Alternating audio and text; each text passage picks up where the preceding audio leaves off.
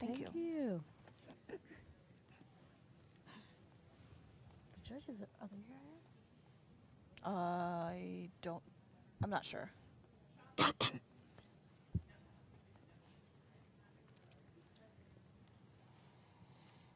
Do you have family live streaming the event? In future, you mean? Wait, Yes. Yeah. I sent them the link, but I don't It's gonna be great. emphasize so much. Yeah.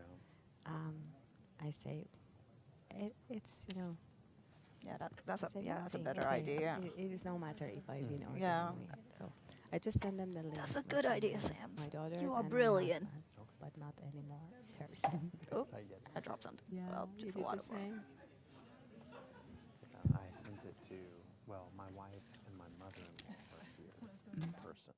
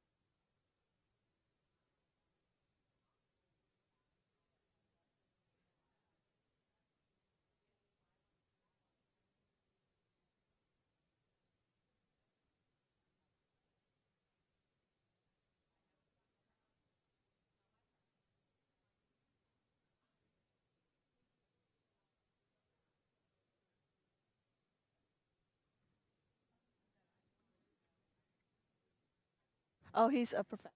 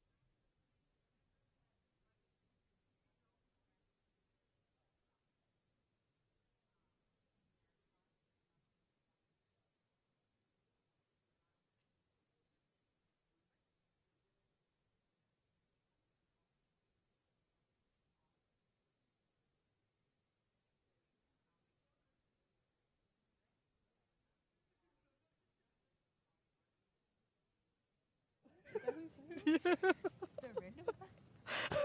He looks like he knows what he's talking about. Yeah. Yep.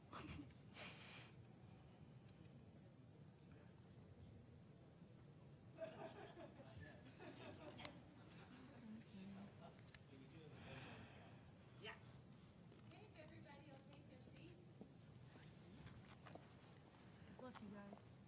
Yay.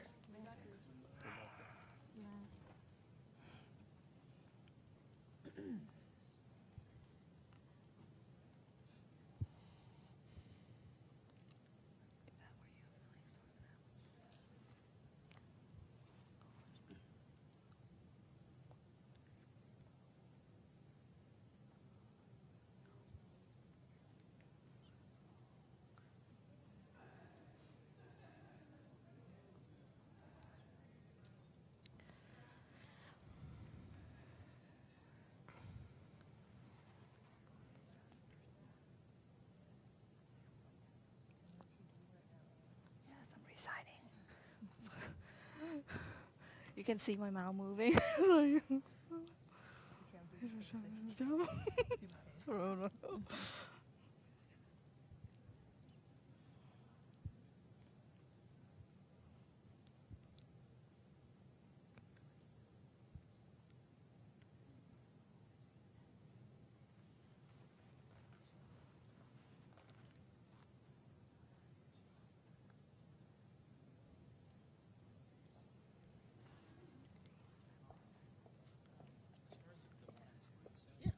That's all the, yeah, you know, there's a first one and a second one. So let's figure out who has the clip on, I and have then we'll rejigger the handoffs. Or Frasier's. Yeah. Well, He's I farther have, down. To yeah, I make sure have that one. so, and who were you handing to? Ishana. I don't know. So could we have then, Sam was handing, and then Anne, can you hand instead? Hand in what? She has this one. Right. I So have we it, wanna, okay. we wanna have Sam hand to the end. He Okay. does the job.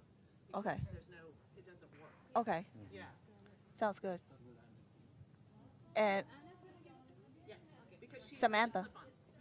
Samantha is gonna. Sam's Yeah. gonna hand it to you. Yeah. Apologies. Okay. My name on the program is not my name. Oh, wait, what? Confusing. Oh, Sam, Ann. Okay. And then I heard Ann. Wait, okay, what? Who am I handing this mic to? Cool. Yeah. Okay. Okay. Got it.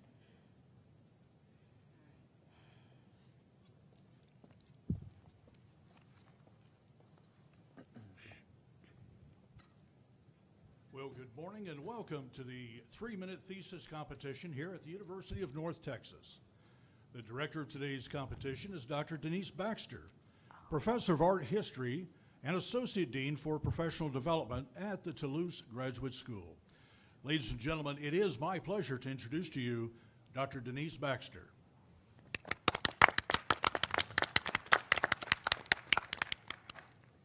Good morning, and thanks for being here this morning to celebrate the research of our University of North Texas graduate students in the finals of our 3-minute thesis competition. First, some background. The structure of the 3-minute thesis, or 3MT, was developed at the University of Queensland in Australia in 2008. The Dean of Queensland's Graduate School, Alan Lawson, recognized that graduate students are excellent researchers and creative practitioners and can communicate readily and with great effectiveness to their insular communities. But the challenges of today's world requires us all, and perhaps especially our researchers and scholars, to be able to speak clearly and across disciplines and with our varied communities more broadly. To that end, he created the 3-minute thesis competition to cultivate the academic, presentation, and research communication skills of graduate students.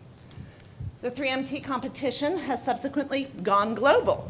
In my own scholarly community of French art history, I see calls from the Institut National d'Histoire de l'Art for competitors for ma thèse en 180 secondes. Students in over 500 universities across more than 85 countries worldwide now compete.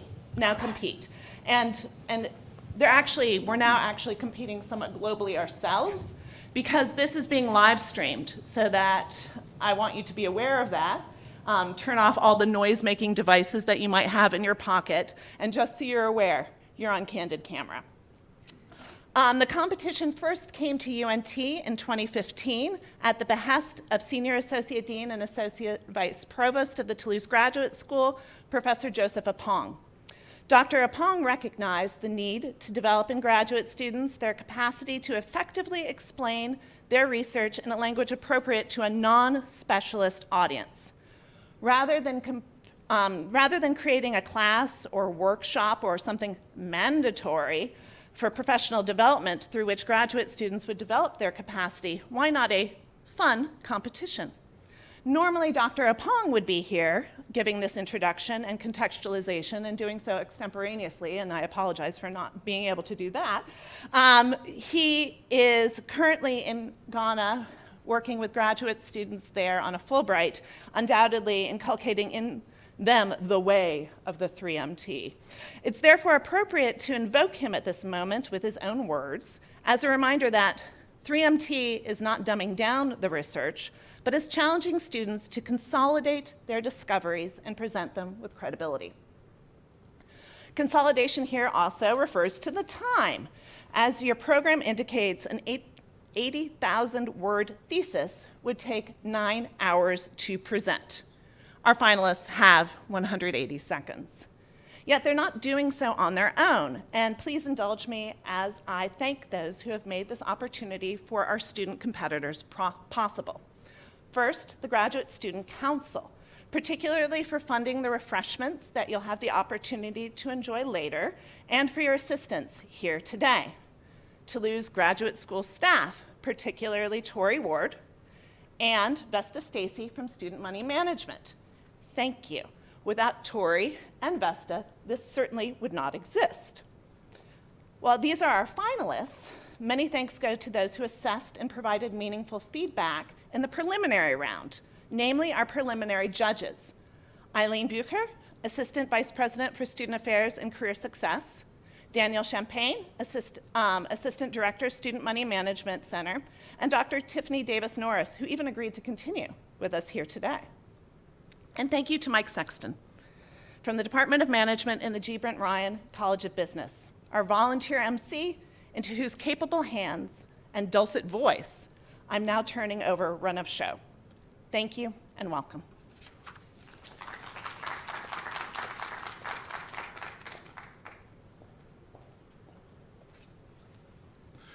Well, thank you, Dr. Baxter. Part of what makes the 3MT competition an exciting and interactive event is audience participation. You will now vote, not now, you will have the opportunity to vote for the People's Choice Award. And when you open your program, matter of fact, do that now, open your programs, you'll see a ballot for the People's Choice Award.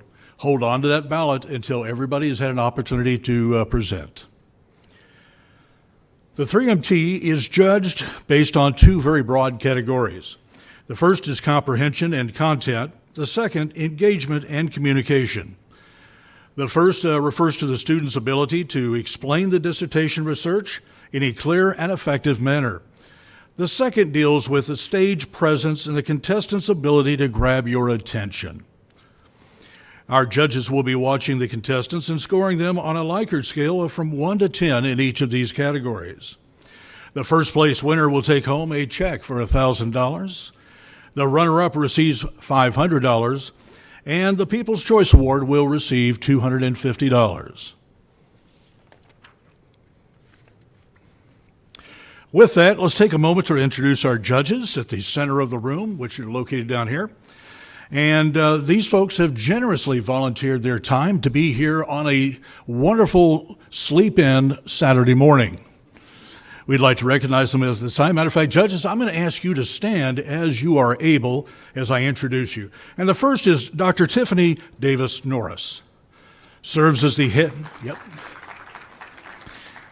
Dr. Davis-Norris serves as the head of research support services here at UNT, where her team provides campus-wide research support to all faculty. The nearly 2 decades of experience as a librarian, she's committed to inspiring, equipping fellow librarians to excel in their field. Her own research focuses on targeted podcasting, and she has contributed insights on management principles and social network analysis. Privately, yes, privately, she has a passion for exotic coffees.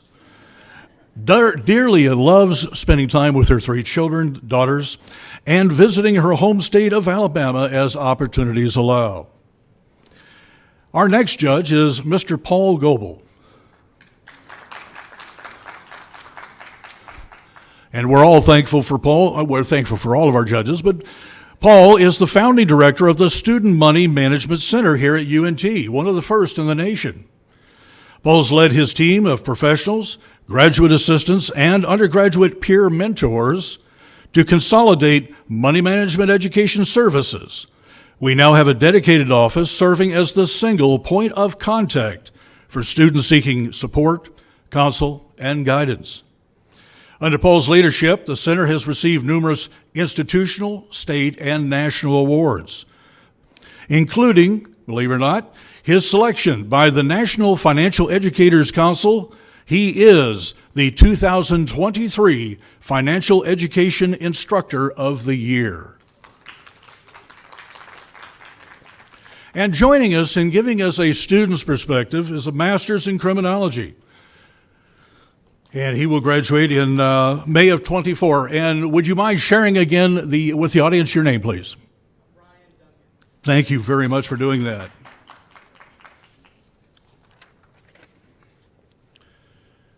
Okay. Well, it looks like it's time to get our first finalist on the stage.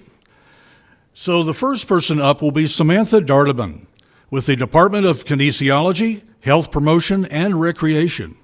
Am I too soon? Good. The title of the presentation is Doing is Believing, Training for Confidence and Body Awareness. Let me know when you're ready, Samantha. This is a photo of Simone Biles, 7-time Olympic medalist and one of the world's greatest gymnasts of all time. Here she's performing her balance beam routine at the 2020 Tokyo Olympics. Shortly after this performance, Simone Biles shocked the world by withdrawing from competition in the middle of the 2020 Olympics. She reported to experience what gymnasts call the twisties, which is a loss in spatial body awareness. Now, as you can imagine, body awareness is pretty important when performing movements like this and landing on a beam that's only 4 inches wide. Now, I challenge you to imagine yourself on that beam, standing on it, walking on it. How about flipping on it? How confident are you in your abilities to perform a flip and land on a 4-inch beam? Especially after hearing about world-class athletes like Simone Biles experiencing doubts in her abilities, it makes you wonder, how much body awareness do us averagely athletic humans have? In my research, I assessed the body awareness of college-age adults who are all considered physically active. But by learning more about body awareness and self-confidence, it made me wonder how this might affect physical performance. During those Summer Olympics, Simone Biles' physical abilities didn't change. She still had the physical capability to perform all the movements in her routine, but it was a mental block, a psychological block that stopped her. It was a lack of confidence in her abilities that made her lose body awareness and lose where she was in space. But there has to be something that we can do to help athletes like Simone, or even us, let's call us work-from-home athletes, move past mental blocks like this. As a coach and longtime trainer, I developed a curriculum of training practices and found that an intervention as short as 3 weeks can actually increase self-confidence. After having a professional coach, like me, teach you proper form and technique, you start believing that you could do things that you didn't know your body could do. But not only does training increase confidence, it also helps with body awareness too. After learning and performing movements, you become more aware of what's happening at every muscle, every joint, every body part. By understanding the psychological aspects and how they might affect physical performance, paves the way for future interventions, and sports psychology practices. If my 3-week training program can help athletes increase confidence, we can help athletes like Simone leap over mental blocks. And by increasing confidence and body awareness, the potential for human performance is limitless. Thank you.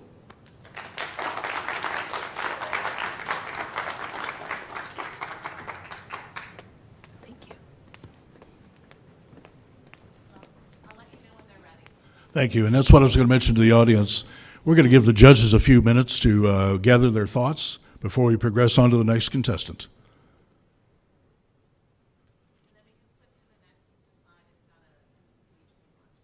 You ready?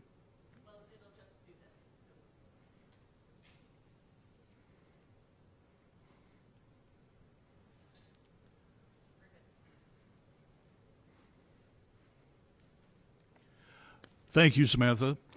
Our next contestant is Onong from the Department of Education Psychology in the College of Education. The title of the presentation is It's Okay and Important to Ask for and Receive Help in College. You ready? No, this is a slide.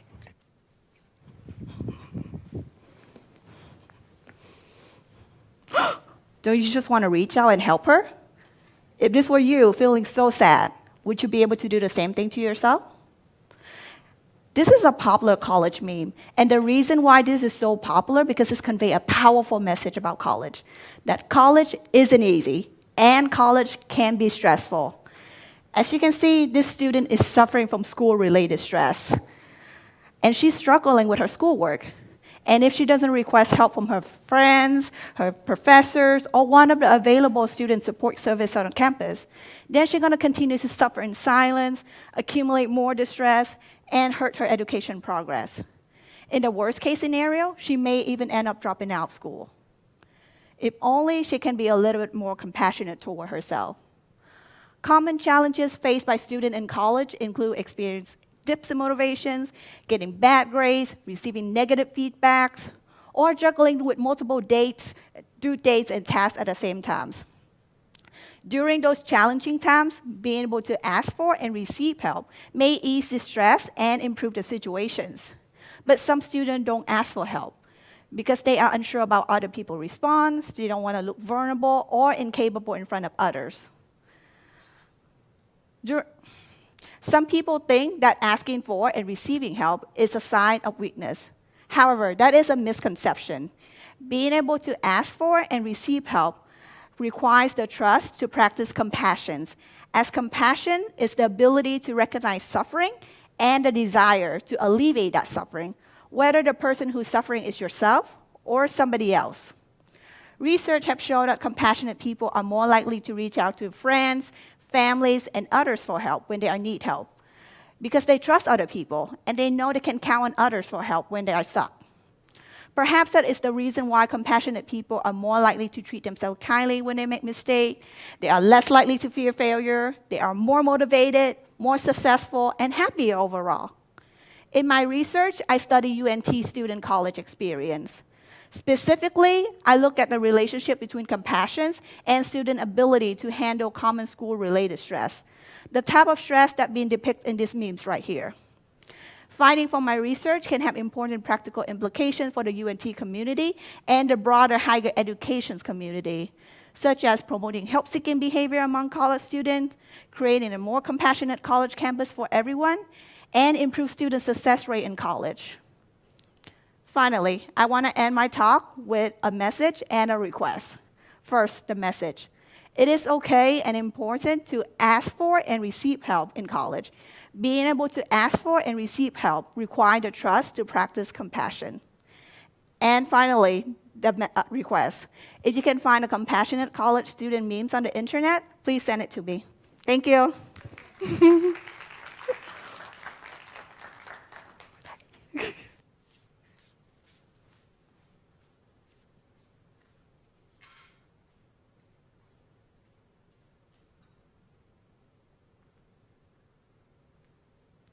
Okay, I advanced the slide too soon. We'll give them a few moments to deliberate.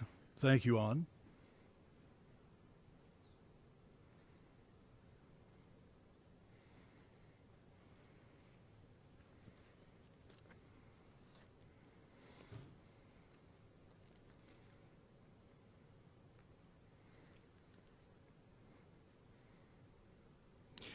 Our next contestant is Esther Makeway.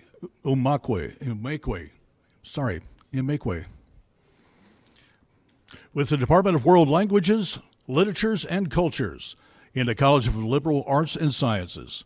The title of the presentation today is Navigating Effects of Mother Tongue Interference in Second Language Acquisition.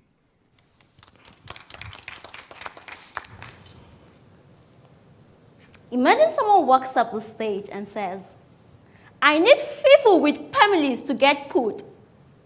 That made you raise an eyebrow, right? That is a Hausa man from the northern part of Nigeria who is trying to say, I need people with families to get food, but his mother tongue keeps interfering. Trust me, if you were that Hausa man, you would not want to repeat yourself multiple times before you can be understood. The problem is that mother tongue interference occurs when a person's native language influences their ability to speak a second language, which is a result of the impact of cultures on the part of the brain responsible for speech, as we have on the diagram to my right. Current results from my ongoing research points that more than 50% of non-English speakers experience lack of confidence when speaking English, as they are easily misunderstood. In my research, I am preferring a sustainable solution to this effect: the development of a language pronunciation app, LandPro, as seen on my diagram to the left. It would work like other applications you have on your phone, maybe not share social media apps. Unlike other language applications that include French and Spanish popular languages, LandPro will also include indigenous languages like Zulu from South Africa, Lingala from Congo, Hausa from Nigeria. My app will also ensure that even English native speakers would be able to pronounce words from other languages if they wish to. Also, all of the sounds from the International Phonetics alphabets will be imputed, thereby providing a one-stop solution to our pronunciation needs. By integrating speech recognition technology, my app will analyze and detect pronunciation of users as they speak, and also provide a real-time feedback to this pronunciation. All of the language apps lack integrated solutions to our Hausa man and also indigenous speakers. With LandPro, you would not need to go through Google random searches and also multiple apps, but you will be able to get a permanent solution to the effects of mother tongue interference. Rest assured, with my app, you will have communication easy for you and everyone around you. Thank you.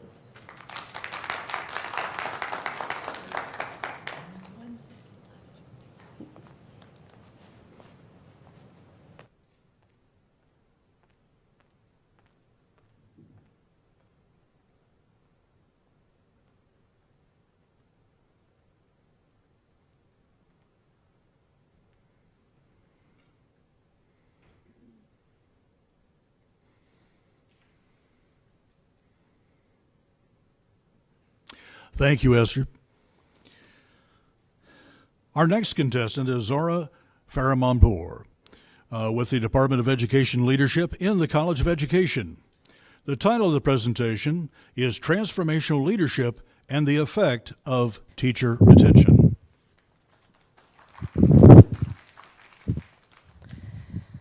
Imagine your heart stop beating. What happens to your body and to your mind?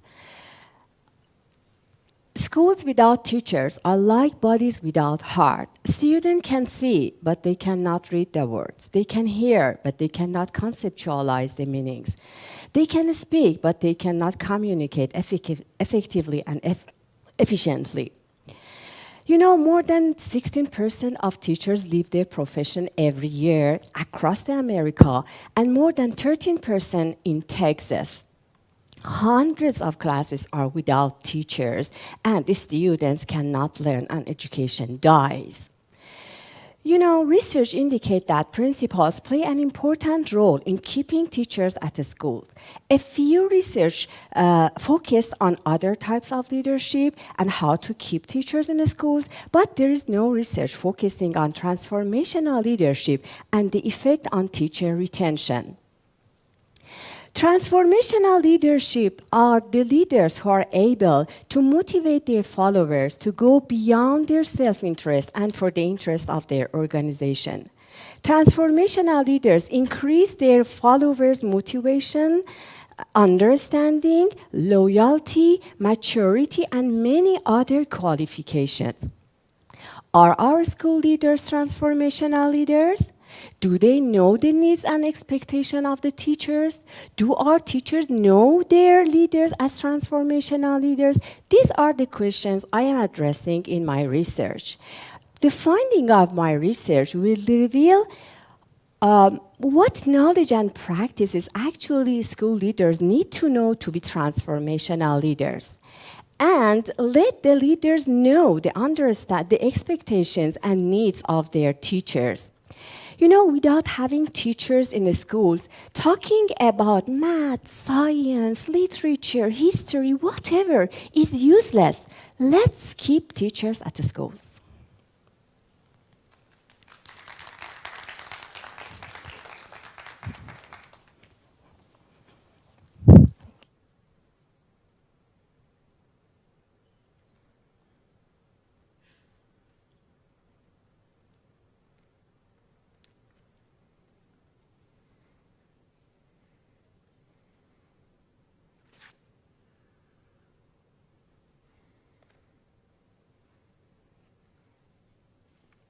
Thank you, Zara.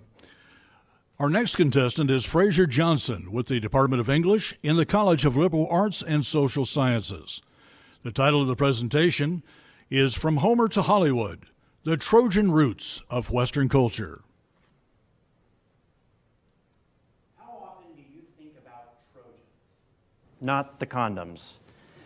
No, I'm referring to Trojans from the ancient city of Troy, famous for a beautiful princess, a 10-year war, and yes, Brad Pitt's six-pack abs.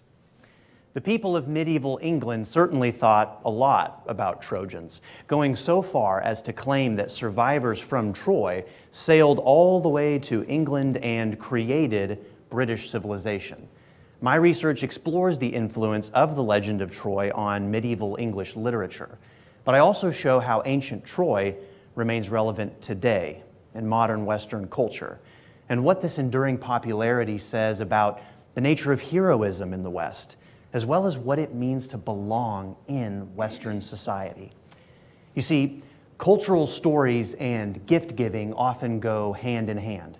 My own passion for literature and the legend of Troy began in the 4th grade, when my grandfather gave me his well-worn copies of Homer's Iliad and Odyssey, our main sources for the legend of Troy. Such narratives link generations and societies together. But in Western culture today, we lack a unifying narrative, and the study of Western civilization has become quite controversial, the history of the West being fraught with imperialism and colonialism. In my research, I navigate a middle path, revising our understanding of Western heroes along the way, and reminding us that Western culture originated in the East. If we trace the origins of the West not to London or Rome or Athens, but to Troy, we find a story that knits all of us together.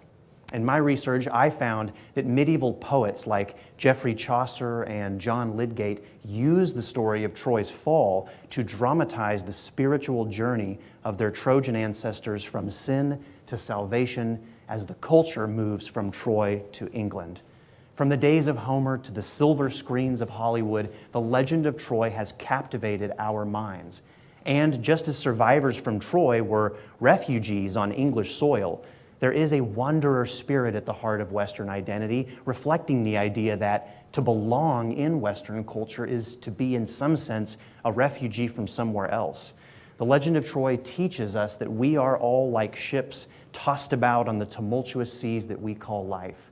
The trials that we face may be the hand of fate driving us to our destined shore where, like the Trojans, we can rebuild what had fallen into ruin and find a lasting joy such as we have never known. This is how the story of Troy becomes everyone's story. Thank you.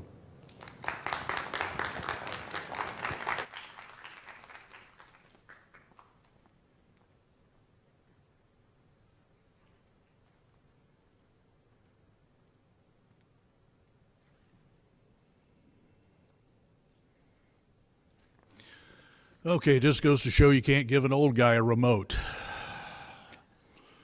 I can't make it go backwards. Don't ask me to search for your favorite television show. I can't find it. Thank you, Frasier.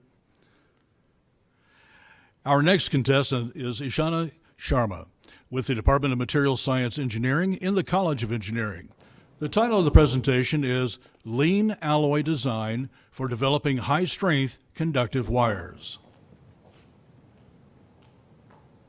Are you feeling the burn from those massive electricity bills? Have you ever wondered why those soar up during the hot summer days or cold winter nights? No, it's not you. It's those grids that you see every day while walking down the road. Don't worry. I'm here to provide an economical remedy to resolve this electricity crisis and get back those dollars to your wallet again. Electricity is generated in power plants and is transferred from power plants to our houses through large network of high voltage grid lines known as transmission cables. Transmission cables are distributed over long distances while carrying high voltages, and due to this fact, they often suffer huge transmission and distribution losses, which accounts for about 4 to 15% of the total electricity generation. And that sums up to about $20 billion economic losses to the US country every year. Unfortunately, such losses cannot be avoided, but they can definitely be minimized. Several studies have been done in the past in order to improve the transmission efficiency, which includes smart technologies or superconductors. However, the basic consideration should be made on the material characteristics, which include the strength or conductivity of the conductor material. Strengthening is one aspect within the material which, when increases, leads to reduction in the electrical conductivity and vice versa. It highlights the fact that there is huge scope for alloy development to get the synergy of both the properties. And it is where my research plays a crucial role. My strategy towards mitigating this strength conductivity trade-off is through lean alloy design composition. It means that I will be developing an alloy with 3 to 4 alloying elements, but much leaner in composition. A lean composition will ensure reduced electron scattering and will improve the electrical conductivity, while having 3 to 4 alloying elements will increase the strength. I'm taking help of computational methods and experimental techniques to approach this. And if successful, a lean conductor cable has the potential to improve the transmission efficiency by 8% and slice down the economic losses by 10 to 12%. Which is equivalent to about saving $5 billion in a year. It's a huge money, isn't it?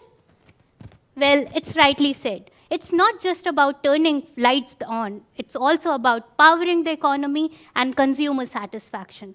And this is where my prime needs lies. Thank you.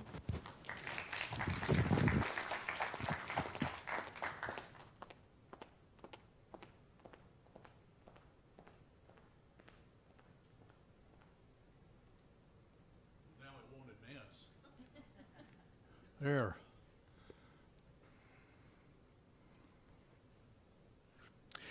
Thank you, Ishani. Next is Adag Gaste with the Department of Materials Science Engineering in the College of Engineering. The title of the presentation is Adaptive and Sustainable Manufacturing. Objects don't fall out of the sky. They need to be manufactured. Accounting for $44.5 trillion, global manufacturing is an important critical economic pillar. Manufacturing contributes to 11% of US GDP, 60% of exports, and a 2.8 times investment returns, making advanced manufacturing research a key for continued economic prosperity and maintaining the global leadership. Metals are typically manufactured by melting and casting. These lead to inherent porosities and cracks, which are deleterious to mechanical properties. Hence, cast materials need to undergo additional forming steps, which can consolidate the material, eliminate defects, and improve mechanical properties, making conventional manufacturing a multi-step process, which is unnecessary. So, how do we manufacture by reducing these steps? Is there a difference between the figure on the left and right? Not really. They are both manufacturing. Large chocolate sculptures are created by joining smaller pieces using heat and pressure. Similarly, friction stir welding operates on similar principles. It uses two plates and a rotating tool, which create frictional heat. The frictional heat plasticizes the material and stirs the material, leading to a solid joint without melting, which consolidates the material, giving exceptional properties. My research expands this technology to diverse manufacturing requirements by tool and process design, like layering, in which materials can be welded in a stacked fashion for a sandwich-like material, which gives combinatorial properties. Friction stir extrusion. Plasticized material can be extruded like a spaghetti to create rods or tubes of desired shapes. Deposition. The plasticized material can be smeared like an icing on a cake to protect the material below it. Friction stir alloying. Materials can be combined to create a perfect cocktail, which can give better properties. Friction stir channeling. Like churros, integral channels can be created which can flow liquid to make effective heat exchangers. Friction stir processing. Materials can be combined like chocolate chip cookies to get combined properties of both. My research contributes towards expansion of friction stir technology to make the technology and manufacturing greener, stronger, and smarter for and beyond the frontiers of planet Earth, because this all-in-one manufacturing solution is a solution for in-space and extraterrestrial manufacturing, so that one day objects will be made and will fall from the sky. Thank you.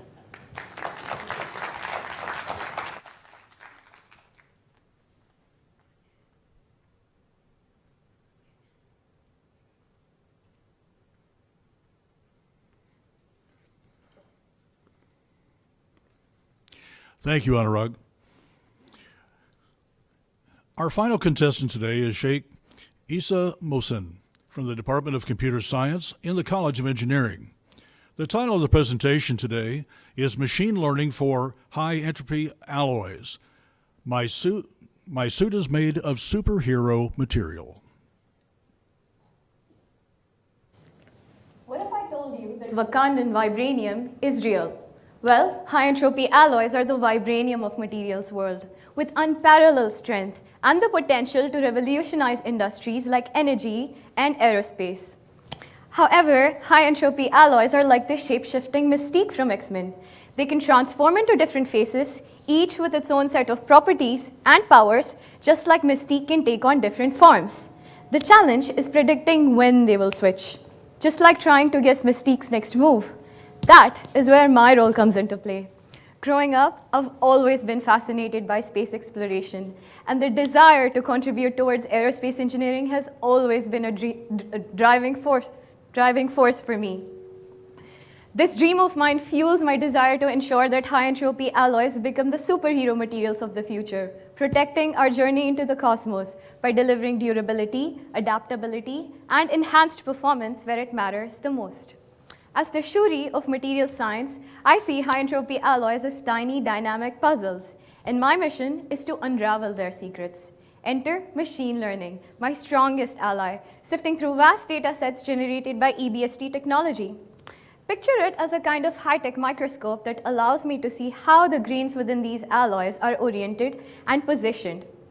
Just as Dr. Strange's amulet allows him to look into the future, machine learning enables me to predict how and when these alloys will transform under strain. I don't just predict what faces these grains might assume, I actively foresee which specific grains will undergo transformative shift from one structural form to another. It's similar to me teaching a superhero suit not just what powers it has, but also when and how to activate it. This fusion of material science and machine learning is key in unlocking superhero potential of high entropy alloys, ensuring they become Black Panther suits of materials world. In real-world applications, this translates to high entropy alloys withstanding the toughest challenges. Picture aircraft components enduring scorching temperatures, power plants operating at heightened efficiency, and space exploration technologies that can withstand conditions beyond our atmosphere. Just as vibranium elevated Wakanda, my work with machine learning for high entropy alloys holds the potential to elevate industries and innovations worldwide, forging a future where the strength of materials meets the demands of tomorrow. Thank you.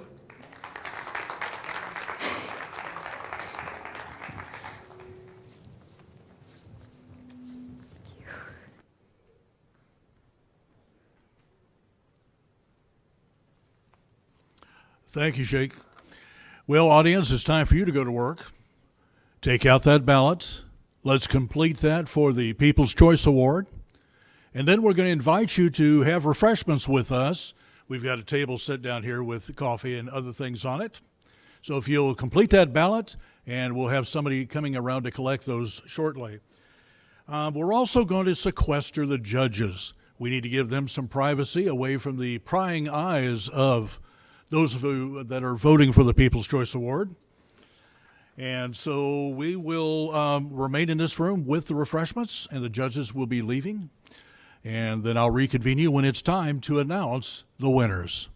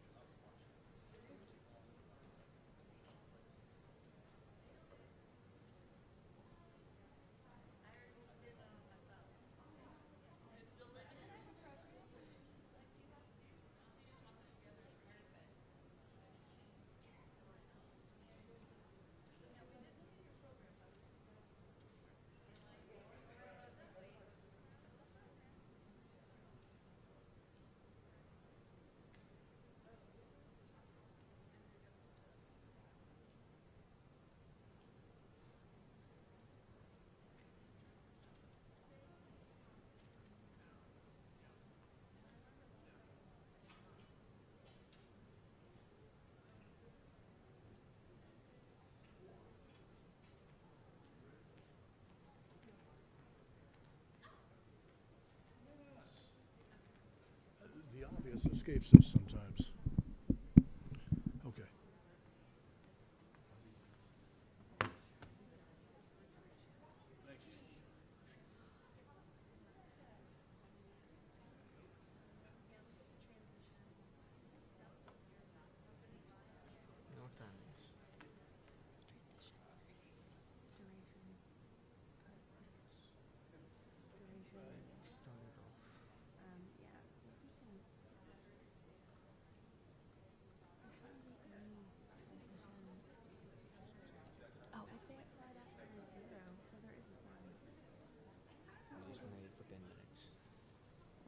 Anyways, next slide is again the people choice only.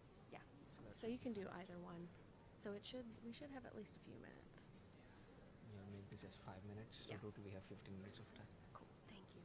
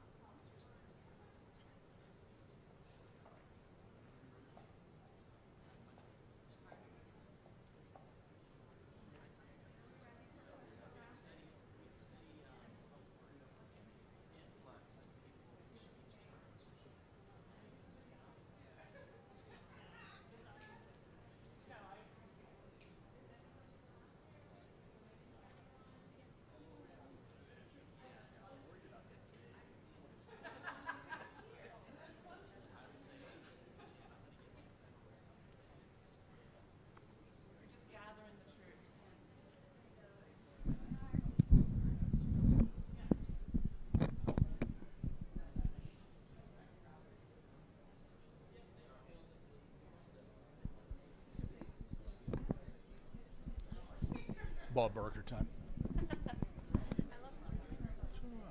He's dead, but he's yeah. Well, Price is Right, that was all growing up. Yes, it was. Every morning. For all of us. And Yes. My fourth grade teacher won the Price is Right. wow. Yeah, won even Yeah. the big final thing. Yeah. Mm-hmm.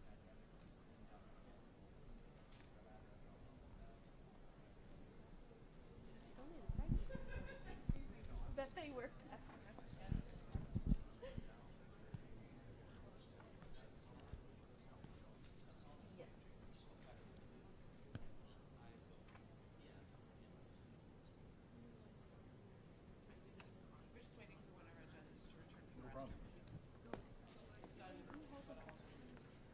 Yes, of course. You're allowed to go to the restaurant. We're good on time, and it's almost over. And that's the big one. Can I invoke Joseph in it? It's his thing. Wait. Hubba. Tori went to the restaurant. Yes, she does. Anyone who gets named counts. Anyone who gets name checked. I didn't realize we had been doing this since 2015. I know I've been doing this for about 5 years. Yeah. At least that's what it says on the website. Whether it's true or not, I don't know. If it's there, it's true. I thought the timings went kind of apropos because then I can vote for them at the Yeah. end of the. Yeah. Mm-hmm. Did we check? That's the question I have to ask. I'm sorry. Did we check the QR codes to see? Oh, yes. Lots. Okay, good. So the People's Choice is locked in. Oh no, I didn't know it even. Shravan?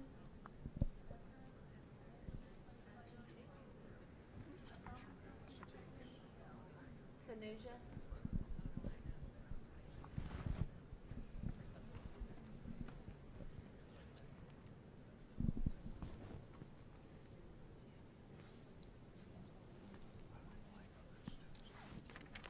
Oh yeah. Yeah. Oh no. Oh no. And it was like an easy name, you know, like. And then I was like, I know. Oh, it happens. I know. I saw his face go. 354. 354? Or Yes, with 354 votes, Esther is our. Wow. Thank you very much. oh, that's how many total for her? Yeah, that's how many got the People's Choice. And how many voted total? Just for. Oh, I didn't do the total. Because that might be. That's fun to know for like other publicity. You can use that on the website. We've got the paper ones too. So Right. So we'll just find out later. okay. It's fine. We'll put it in, but figure that number out and we'll put it in there. Ladies,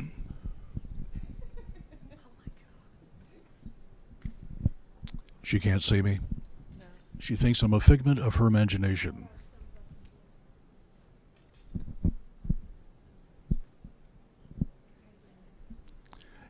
We ready to go? Ladies and gentlemen, welcome back. Looks like we were missing the contestants. Where are they go? Scattered. Oh, they scattered. Very good. Okay. They didn't have to stay in their row. Well, okay, they didn't have to stay in their place. Okay, very, very good. Ladies and gentlemen, let's take a few moments and let's ask the judges to recap what they saw in today's presentations. And I'm going to bring this down to Mr. Paul. Or all three of you can speak. It doesn't matter to me. Paul, here you go. Okay, is this too loud? Okay, perfect. Oh, stand up? Oh, God. Okay. Okay, I just wanted to say to each and every one of you that you all defended your thesis or dissertation or whatever it may be way better than I could have ever dreamed to have done. So that, for me, speaks volumes. Whether or not your research was important to anybody else that heard it, the fact that you did it with the best that you could and the most confidence that you could, to me, speaks the most about you. So whatever the decision is, I hold you all in higher regard than I hold myself at the moment. So I just wanted to end with that. Every one of you was great. And I will second that. It was much more interesting than my own research. Everyone did an excellent job. And I found just the wide variety of research so interesting. And as someone who's only been at UNT since the summer and is at the library, I couldn't help but think of all of the library resources that fed right into this research. And it made my heart so happy to know that, you know, the databases you all probably used and the books you used, but you all are doing amazing work. I'm so impressed with the quality of our students here, and I'm so excited to have gotten to be a part of today. So thank you. Y'all taking that stage in itself is an incredible achievement. So congratulations, congratulations, congratulations. When it came time for me in the dark ages when I was defending my graduate study, it actually took me 2 hours. So condensing that to 3 minutes, wow, you are superheroes. You're incredible superheroes. But I think when we sat down and reviewed the presentations, really I think our summary came down to looking at a presentation after it was completed, did we have any questions? And those that perhaps had no questions really did tell us that you covered the points very thoroughly and comprehensively. Also, too, we all admitted it, much of your research was well above our heads, but the very intent of this competition is to be talking to a non-specific, non-field related audience. So making it applicable, making it very understandable with the way you presented and also with your materials that you used, outstanding. You all did such a great job, but as with any judging responsibility, it is the toughest challenge to elevate to above the crowds. So hope we did our best, but as a group, y'all were wonderful. Good job. Thank you, judges, and once again, thank you, audience, for participating and voting for the People's Choice Award. And let me get up here to the lectern so I can give you some more details. Oh my goodness. Oh yes, my goodness. You ready for the People's Choice Award? We'll start with that. The winner of the 3MT Competition's People's Choice Award goes to Esther Makeway.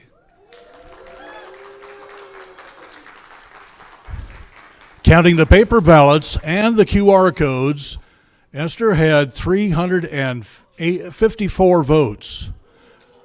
And we're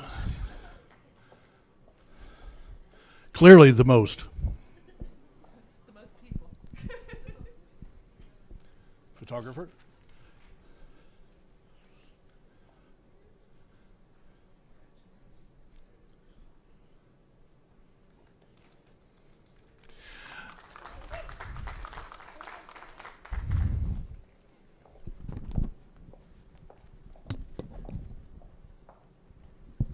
Oh, that is much better. Remote controls and glass reading glasses, ladies and gentlemen. I don't recommend growing older. The runner-up in today's competition is Ishana Sharma. Ishana will take home a check for $250. Excuse me, $500.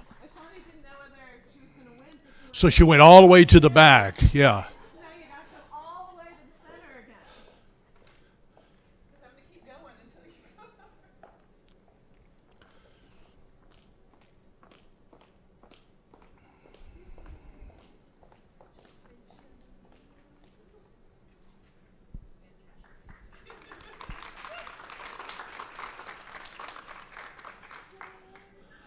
And after these awards are given, we're going to ask all of the participants to come up and take a picture with the judges and Dr. Baxter. Ladies and gentlemen, I wish we had a drum roll. We just don't have one. Unless one of you, we have percussionists in the audience. Most excellent. The winner of the 2023 3MT competition is Frasier Johnson. $1,000.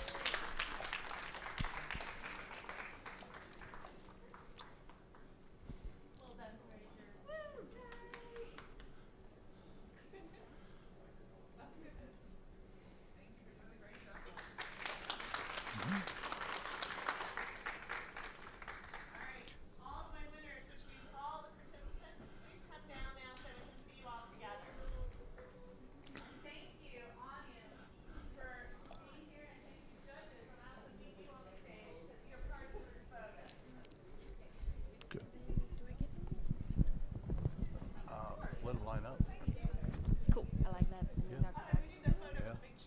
Oh, yeah, we got to have the big check.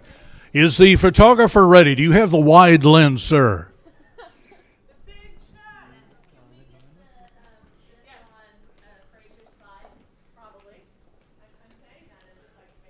Well, I can't make it happen, but There we go. Yeah, that one. Do the title.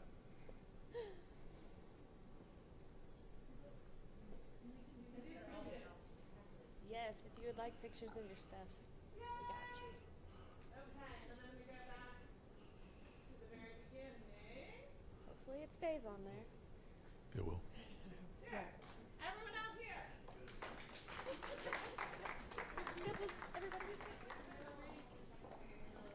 Everybody crowd around. As they gather on stage, we'd like to thank you for participating and being a part of this competition, which is all contributing to Tier 1 status here at the University of North Texas.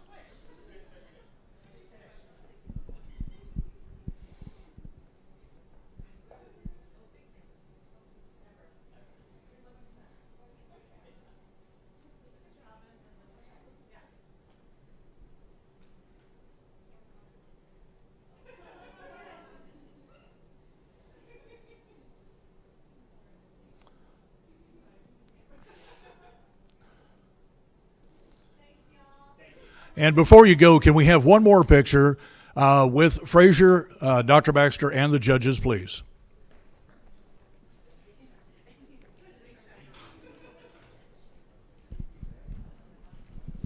Congratulations, ladies and gentlemen. Wonderful job.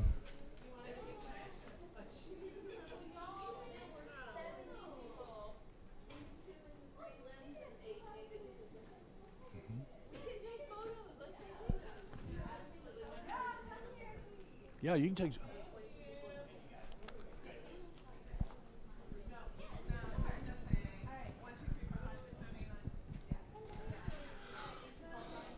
Ladies and gentlemen, this concludes the competition. We hope to see you next year for the 3MT thesis competition.